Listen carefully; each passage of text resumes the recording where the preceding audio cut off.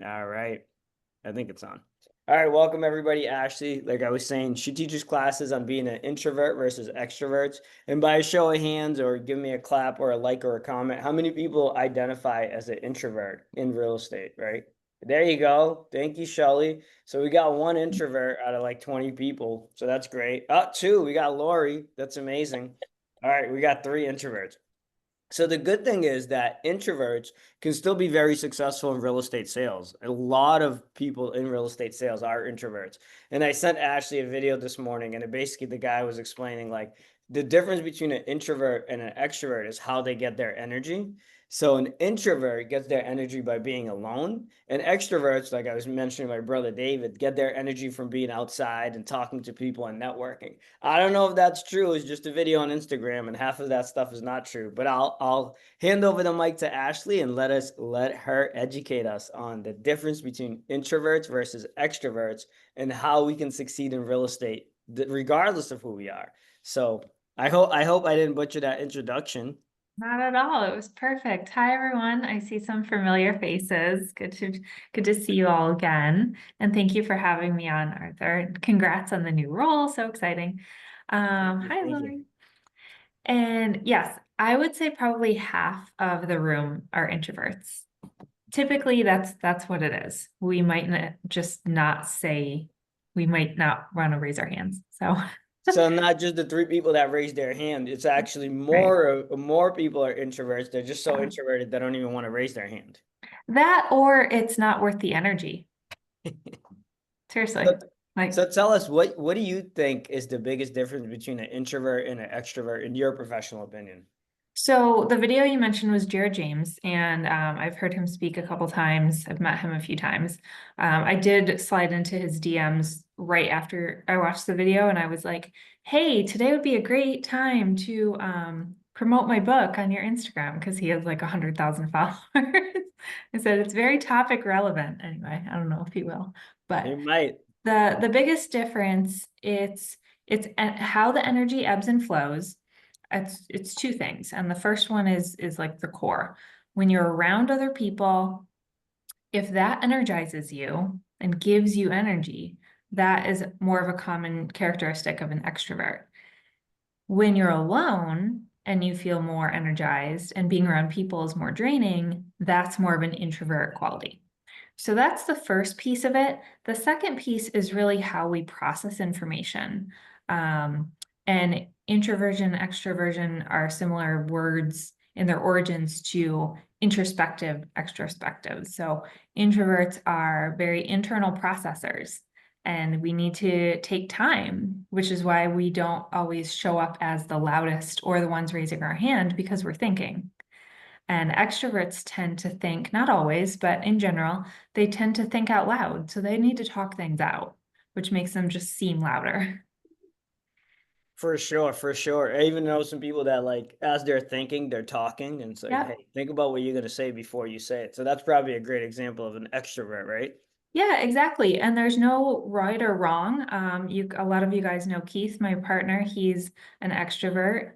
He's actually kind of in the middle, but he does need to talk things out in order to process. And so one of the interesting things in our relationship, and I know Shell and Art, if they were still here, they probably have a similar dynamic where one of them needs to like talk things out and the other needs to listen. And so he and I will go on these long walks together, and he's talking about 95% of the time. And I try to not interrupt because I want to show that I'm listening, but I also need to not interrupt him. But that's not a good time for me to think. That's a good time for me to be a partner. I need to think on my own alone in the quiet, like in the silence. So That just makes one sense. example. That makes perfect sense to me. But a lot of people on this call are in real estate, right? So they are real estate agents. And one of the biggest jobs, in real estate is lead generating and lead following up, talking to people. So Yeah. it's not necessarily being an extrovert, but how does an introvert overcome their, I don't know what the proper wording is, but their lack of desire to talk to people, right? Because sometimes you just don't, like, as an introvert, you don't want to put yourself out there. You don't want to come up to somebody and say hello and get outside of your comfort zone. So, what are strategies that introverts can use in real estate sales specifically to talk to people?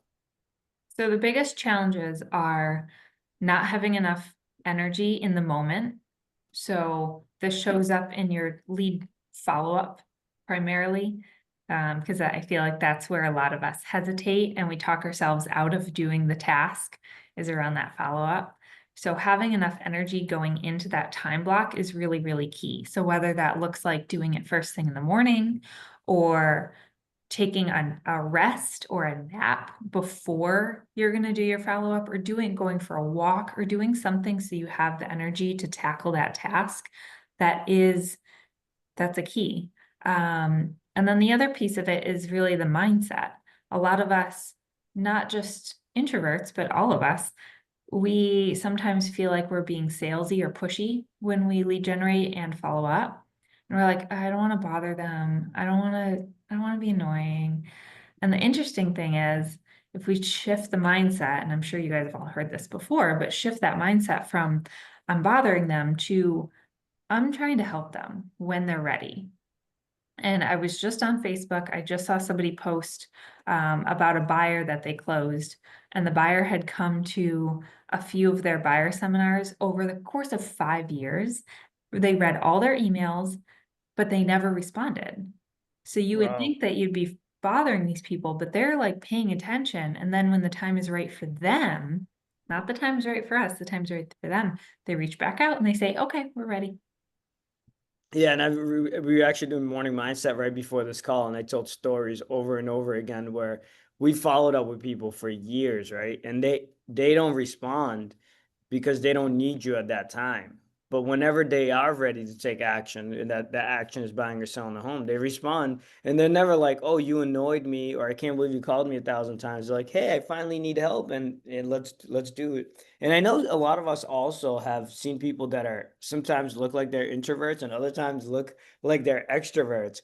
Is it possible to be both, or so close on the line that sometimes you're feeling introverted and other Hey, times you're feeling hey, extroverted? Arthur Yep. and Ashley, it's Steve. So that's a great question. I've taken a lot of personality tests throughout the years of, they assess your strengths and weaknesses, and I was diagnosed as or categorized as ambivert, and somewhat of an introvert until you collect your data, your surroundings, and understand, where you sit in the current environment, how you could add value, and then once you feel comfortable, then you flip into an extrovert mode. So it overlaps quite a bit, but I've been told I'm an ambivert. Ambivert. I've never even heard of that. So thank you for sharing that. Ashley, you could have fill in the blanks. Is that accurate? Is that what it's called? It is, it is. It's a similar route to ambidextrous where you can write with both hands. And that's where you're kind of right smack dab in the middle. And I think most of us are a combo of both. So I always advise not getting too hung up on the label, but just understanding more how your energy works, how your motivation works, and what you need specifically as an individual, because we're all very, very different. That's a great share. That's a great share. Thanks for chiming in, Steve. And I think that makes a lot of sense to me, right? Like some people are there's probably extremes, right? Extreme extroversion, extreme introversion, but more people than not are probably closer to the middle, right? In my mind, I would picture it like a graph, right? And some people, the ambiverts would be in the middle. Is that accurate, Ashley?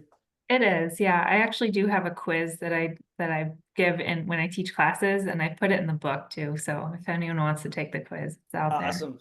And if you want to share a little bit about your book and what that's about and how people could get it, that would be awesome. Yeah, it is. It was about a year in the making, and it's called Move Over Extroverts. It's how to build a successful real estate career as an introvert. So basically, everything that I've been talking about for the past 7 years is in this book. That's awesome. Yeah, so it's pretty That's cool. that's awesome. And how do people pick it up? Where can they get it? Where can they get a copy? Amazon or Barnes and Noble, the website, not the stores. All right, all Stores right. actually take a lot of your money, your profit. What Amazon does? No, Barnes and Noble, like if you're in the physical store, your Oh, profit like a margin physical goes way copy. down. Got it, got it, got it. Anything else specifically in terms of lead gen is what I want to focus on that people can do when they're introverted to make it easier for themselves and to have it be more consistent in terms of lead generation. I I think this think will even help the extroverts, honestly. It will, it will. And if you've been in the business for a while, my advice is to always do an audit, which I know for the high Ds is like, oh, really?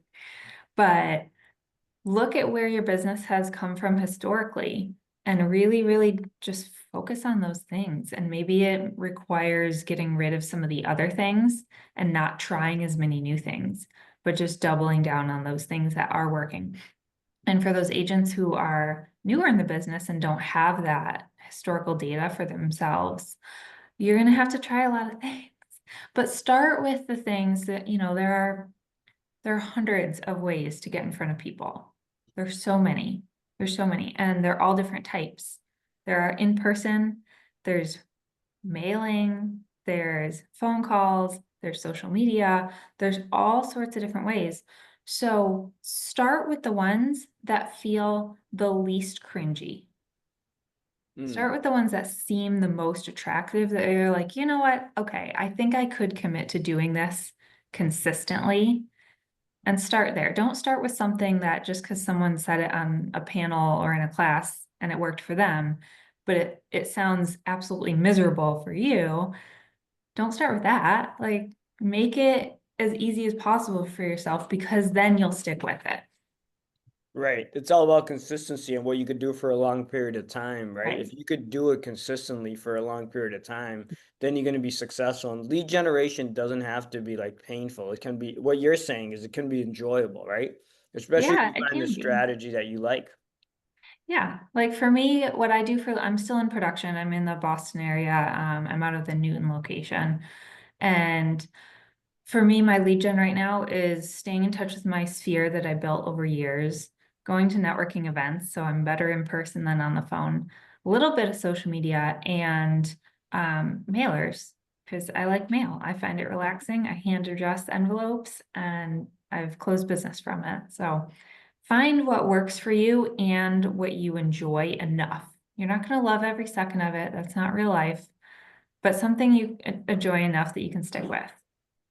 So as an introvert, one of your best lead gen strategies is networking events. Uncover that a little bit for It us. is, it is. And I know going in that I'm going to be tired after. I just know that. So I plan for it. So for instance, I'll give you an example. This week, there were 2 Chamber of Commerce events that I could have gone to. And I went to the first one, and it was on Tuesday, and it was great, and it was very draining. It was also 100 degrees, and it was an outdoor event for some reason, so that didn't help. But then there was another one on Thursday, and it was speed networking. And I know that speed networking is a lot of people, and it's very, very loud, which for me makes it more draining. So I decided to skip Thursday morning's event because I had 2 other really important calls that I was running on Thursday. Yesterday, I run a book club and a group coaching call. So I knew I needed to conserve my energy for the afternoon. So I decided to skip the morning event. So it really is managing energy like it's this tangible thing, like money. That's how I equate it. It's treat it like money. Where are you spending it, and where are you going to get the highest return? That's great advice. Also, it sounds like it's really understanding yourself and how, Yeah. what gives you energy, what doesn't, how you are, and managing your schedule. Like I heard a lot of things in there. It's like managing your schedule, understanding yourself. Do I have enough energy?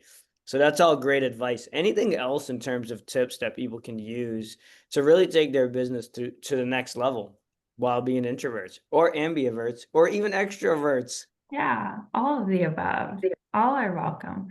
It's my best advice is to just be super authentic and don't try to change yourself, because I think there's a lot of stuff out there about how can you be more outgoing and be more. And yes, we need to talk to people. That's the business we're in. That's what we've chosen. But we don't have to talk to 1,000 people a week. And we don't have to go to huge events. We can do one-on-one coffees. We can do things that feel more comfortable. We can send mail. Social media, like YouTube is great. All these YouTubers, I wish that were more of a thing when I had first gotten in the business 12 years ago, because it's amazing. You just like make these videos and put them out there, and then people call you and they want to work with you. But yeah, don't try to change. Just increase your awareness of yourself and then go from there and find which activities are going to be most aligned with you. That makes perfect sense. And yeah, the number one guy I think at Keller Williams, Pozak, is built this whole business on just YouTube, which is what you He just said. did, and he's an introvert. He's a friend of mine. Yeah, he's awesome. I met him at a mega camp at a networking event. And he came up to me and I was talking to somebody that I knew who was an extrovert, and we're like talking. I'm like, "Hey, what's up?" And I didn't know who he was, so I'm like talking to him, and he was like so shy and timid. And then when he walked away, and this is like the number one guy at our company, so everybody knows. When he walked away, the lady I was talking to was like, "Do you know who that is?" And I was like, "No, I have no idea who that is." And it was actually him. So it's a funny story that I tell him. Like I would have never knew, because what we expect and what we think sometimes is like the number one person in the company is going to be this charismatic, extroverted person that talks all the time. And then what I've found to be true from meeting some of the top producing agents is most of them are actually extroverted, but they're really good at systems and all of that good stuff. And the other Yeah. interesting thing is that he does like in my mind, I would think like introvert, doesn't want to network, doesn't want to be on video. But you've obviously proven me wrong on this call, because it's not that. It's just managing your energy and figuring out how you could do those things well, correct? It is, and everyone's going to have different likes and dislikes and strengths and weaknesses that are separate from where you fall on the introversion scale. Right. And that's kind of a little bit. Oh, Mary has a question. Go ahead. I don't mean to You're muted. interrupt you. And this has been wonderful. Ashley, I just want to thank you because you just said a couple of things. You said, stay in touch with my sphere. You mail hand-addressed envelopes. I do that too. And that you don't do a lot of social media. I think I understood you correctly. And that's so comforting to me. That's just so comforting. So I want to thank you for that. And I have to remember, stay in touch with my sphere. And I do like handwritten letters, handwritten notes. So I just feel, I just appreciate that very, very much, Ashley. So thank you. You're welcome. So thank you. You made Mary feel great. So that was awesome. And One of the I love things the that handwritten note idea. I think that's one of the more powerful things that you can do, because how many people get a handwritten note, you put it on your desk, you never throw it away, and it's Yeah. so special. And nowadays, people don't want to send mail because they feel like everybody's getting it. But like, when was the last time you got a handwritten thank you note? I Even agree. even think about it on your birthday, right? Yeah. And I would also say to phone calls, like somebody was talking about like Facebook and birthdays. So it's like, if I asked you how many Facebook posts you got happy birthday, it would be probably hundreds or thousands, however many friends you have. How many people sent you a DM? It would be less. How many texted you? Way less. How many people called you on your birthday? Most people will say less than 3 people, right? So I think that's critical. Mark, you can just go ahead. You don't have to raise your hand, but you can if you want to. Well, I think one of the things that I found for introverts is that just getting in a simple rhythm, a simple pattern, find something that you like and then just stay in that pattern and make sure you do it. And then from that becomes more confidence, because more people will talk to you about what you're doing. I found, someone, most people know that I do birthdays and anniversaries and reach out to people, and I do write handwritten cards. And I just find that that's an easy way to keep in touch, let people know that I'm thinking about them and caring for them. And also it doesn't drain me, because conversations do drain me. When I get home from work, I 100% feel drained, and I'm excited for the streetlights to come on because I want to close the blinds, and I don't want anyone to be able to see my house or see me. I want to be locked in a room. And so I just find that getting in little easy patterns in rhythms and staying in them, and knowing that, it's working, is probably one of the best things for introverts. That's how I feel. Ashley, I'd love to hear what you have to say. And Steve Campbell, I think you're a very handsome man, but you have a beautiful child in your hand, and your camera should be on if you're going to have that child around. We don't care about you, but get that child in this picture, for heaven's sakes. Get your face on. Yes, you're handsome. Yes. Now that we should be looking at that. Honest to goodness. So yes, thank you. Oh, you're welcome. I can. Aw. Hi. That's Yeah. amazing. All right. So Ashley, I would like to, that's how I feel. But I also know that I wouldn't share that information 20 years ago. Because being more introverted, I wouldn't have had the confidence to share that information because I wouldn't have wanted to sound stupid. Well, we've come a long way, and I appreciate you sharing. And the more people who talk about this, the better. That's really my whole mission with the company and the book and everything that I do, is trying to spread the word that not only are a lot of people introverts, that it's okay. It's not a weakness. It's just a different way that we're wired, and there's nothing wrong with it. So I think just saying that alone helps a lot of people feel more confident. I completely agree about patterns and rhythms, and it sounds like you're talking about habits as well. And one of the great things about building strong habits is it does become easier, and you will not only start to see results, but that's one way to leverage your mental energy, because it's not every day figuring out what you're going to do. You know what you're going to do. So you can skip that step and you can just go right into doing the thing that you know is going to work. So I think that's so important for everyone. 1000%. Last couple For those, questions. I'm a big fan of Atomic Habits. For those of you that haven't read Atomic Habits. We're gonna have to pick it up. Last couple questions to Mark's point, and then I'm gonna open it up for questions from the group if anybody else wants to ask. But what's your favorite book recommendation? My all-time favorite book, nonfiction, is Quiet. It's by Susan Cain. And she's the leading authority on introversion. This was the book that I read and I realized I was an introvert because I had no idea. I started my real estate career not knowing. I was burning myself out all the time. I read this book, everything changed. So, not to sound like a broken record, but that's why this topic is so important to me, because my business got way better and my life got way better after reading her book. Awesome. And what podcast would you recommend? What's your favorite podcast? Ooh, I listen to so many podcasts. I think right now I just listened to a good one. Cody Sanchez, she talks about buying businesses. So that's one of my favorites right now. I also love the One Thing podcast. That's an OG. And of course, Michael J. Mayer's podcast too, the Referrals Mastery podcast.